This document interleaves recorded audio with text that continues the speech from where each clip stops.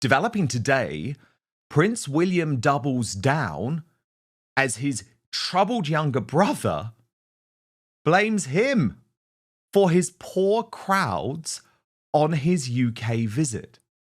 This is hilarious. The gist here is, Harry came back to the UK expecting a hero's welcome. Barely 100 people showed up, he looked crushed, and now is blaming Prince William for stealing his spotlight. At the same time, William is reportedly so done with Harry that he won't even let his name be spoken in the same room. That dynamic, Harry's desperation vs. William's cold dismissal, is basically the heart of this whole drama.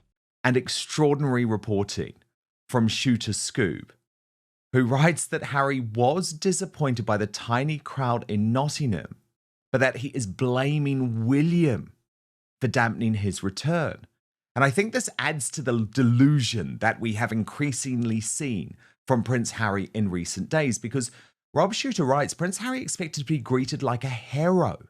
Instead, just 100 people showed up at that Nottingham visit. We know, of course, it's where he announced this £1.1 million donation to children in need. He looked gutted. One witness tells Shooter Scoop you could see it in his face when he realised how small the crowd was. But here's the key line. Behind the scenes, Harry is pointing the finger at his brother. And this from a palace insider to Rob Shooter, who used to work for the royal family. Harry's convinced William stacked his own schedule with rival charity events to pull focus. He feels undercut at every step. While Harry gamely played with children using balloon swords, friends say the thin crowd weighed heavily on him. He still wants to believe he connects with the public, but this shook him. He thinks William made sure of that. Brittany, editor of the Royal News Network, joins me now. Brittany, isn't this just an extraordinary insight into the psyche of Prince Harry? In that revolting tell-all Guardian interview, he just moved forward with total delusion. The British public love me. The British public adore me. But then when he's asked to justify the tiny crowd numbers that showed up in Nottingham, which were in total contrast to when he made his first official appearance within the royal family alongside Meghan Markle there, he blames William. And I think that says a lot about where his head is at.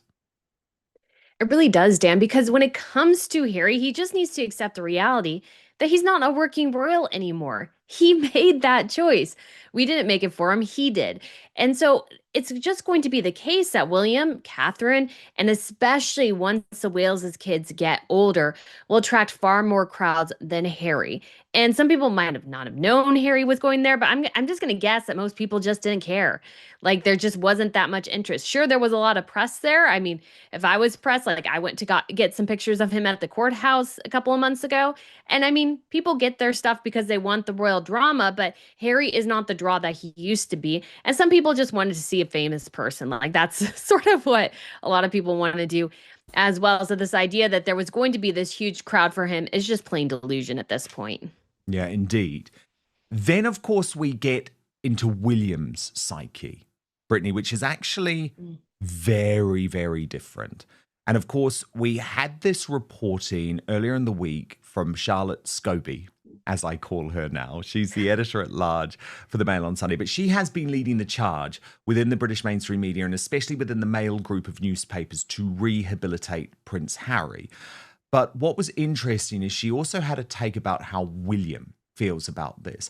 And her piece was actually headlined, if you mention him, he will throw you out of the room. And she says that William is more determined than ever to cut Harry out of his life, and he has been driven to rage by this brazen plan to return by Prince Harry. And what's interesting is he says, and this is something we have obviously been reporting for some time, but she brings some colour to this, Brittany. I've always described it as William wants to exile Prince Harry. He wants to leave Prince Harry in exile.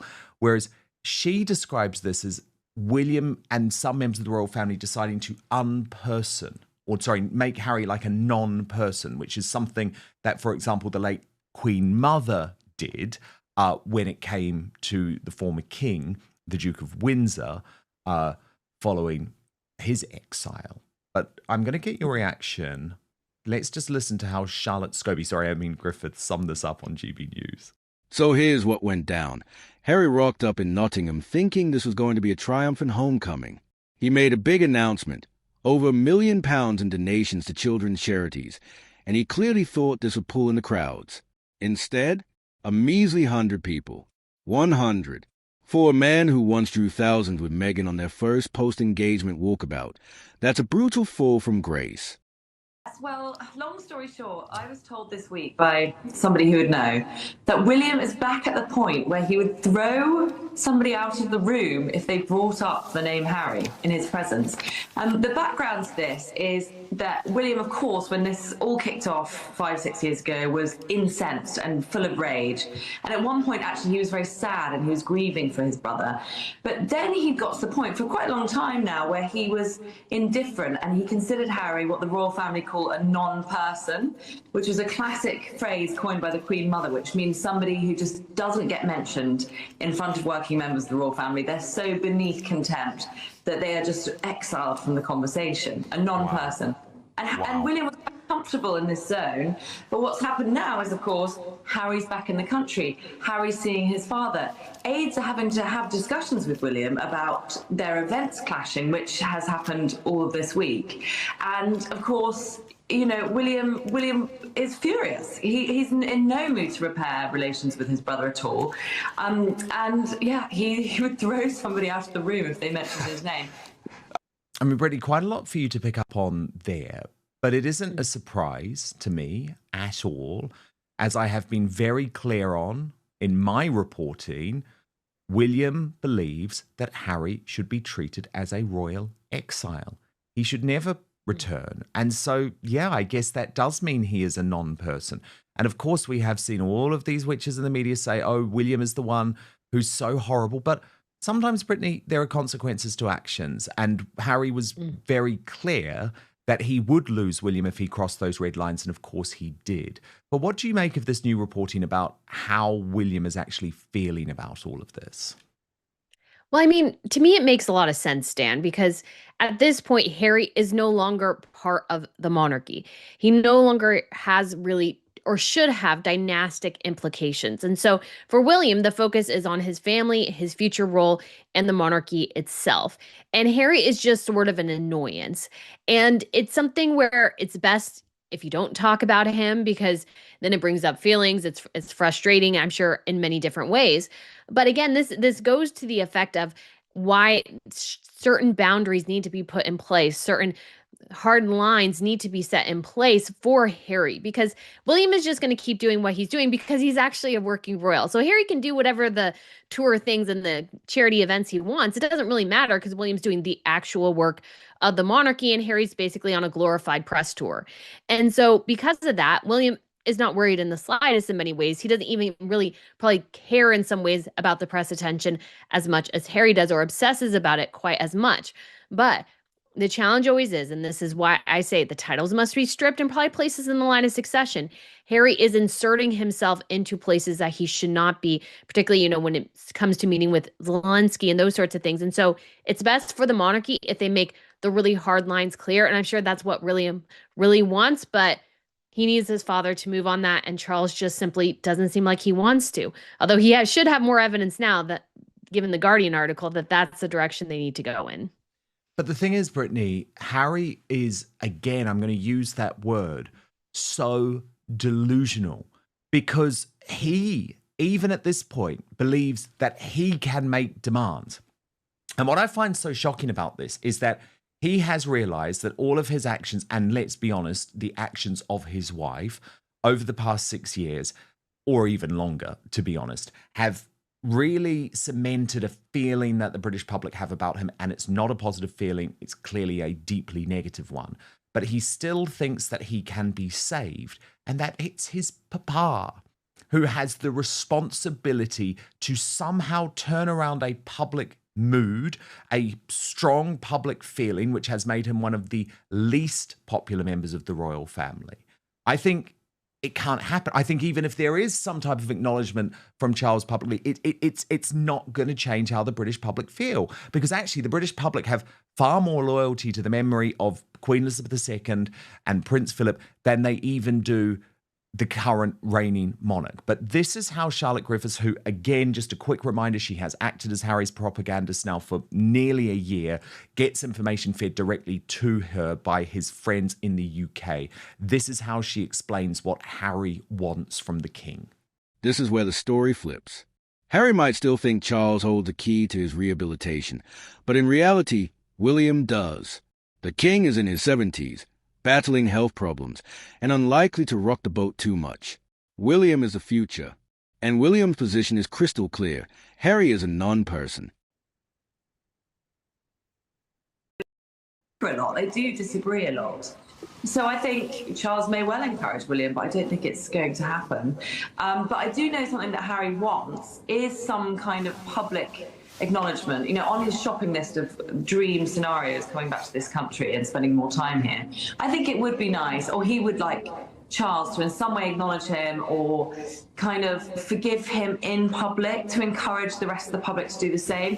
And this is what the Queen, the late Queen, famously did. Before she died, she basically addressed the nation and she gave a speech saying, please welcome Camilla as Queen Consort when I'm gone.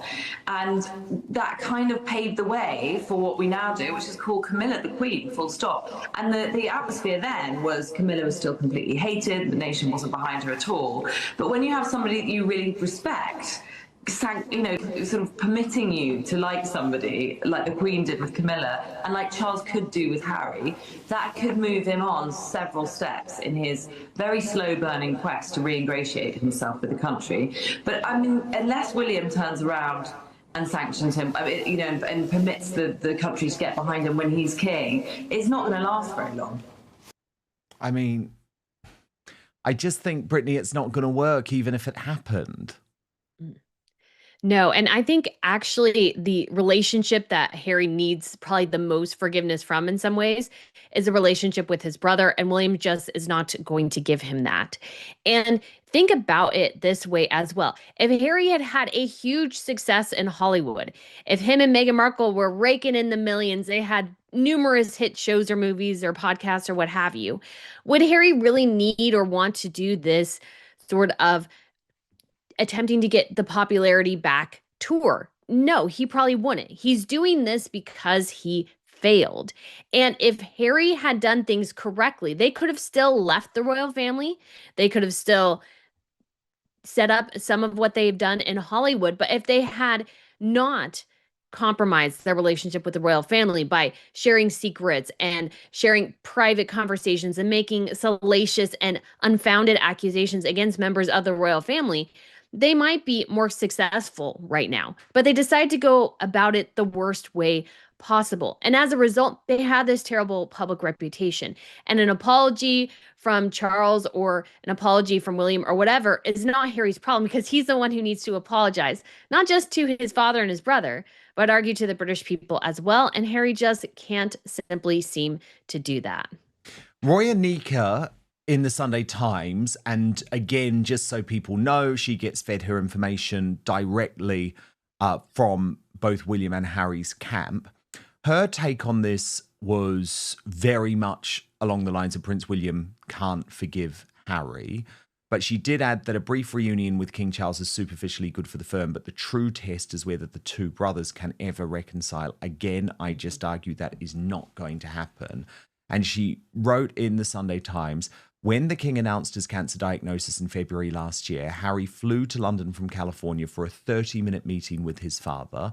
Charles is still undergoing weekly cancer treatment, and a friend of the king said over recent years, the palace has become more and more exasperated when every meeting, call, or Christmas card gets briefed to the media with commentary on potential meetings between them. But it gets harder and harder to explain to the public why you would not make time to see your son. There is a recognition that people want to see a thawing.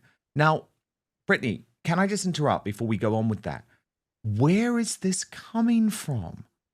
Like, I'm in the United Kingdom.